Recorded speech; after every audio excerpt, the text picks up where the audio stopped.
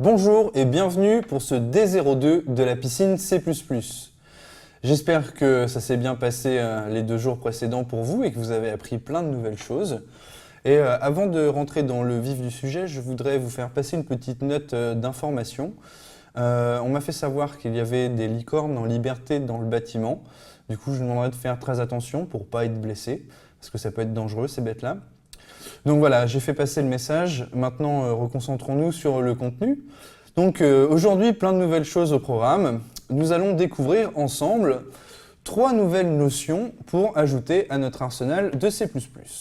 La première sera ce qu'on appelle le polymorphisme ad hoc, également appelé surcharge de fonction. C'est une petite particularité de C++ qui va se montrer très pratique puisque vous allez avoir la possibilité d'avoir différentes définitions de fonctions ayant le même nom et prenant des paramètres différents. Donc ça, c'est quelque chose qui a beaucoup manqué à C et qu'on va pouvoir trouver en C++. C'est très pratique et vous allez voir que ça nous permet de faire des choses assez subtiles.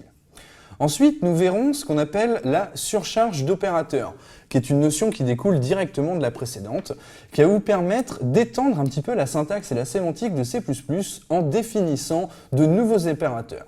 Alors en pratique, ça vous permettra de surcharger la fonction qui correspond à un opérateur, ou en tout cas la plupart des opérateurs de C++, pour rajouter un petit sucre syntaxique à votre programme pour que ce soit plus joli à lire.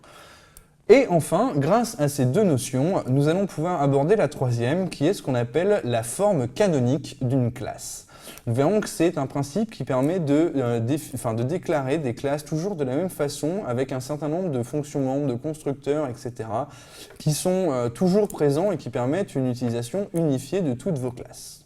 Voilà, donc je vous retrouve dans un instant pour la première vidéo.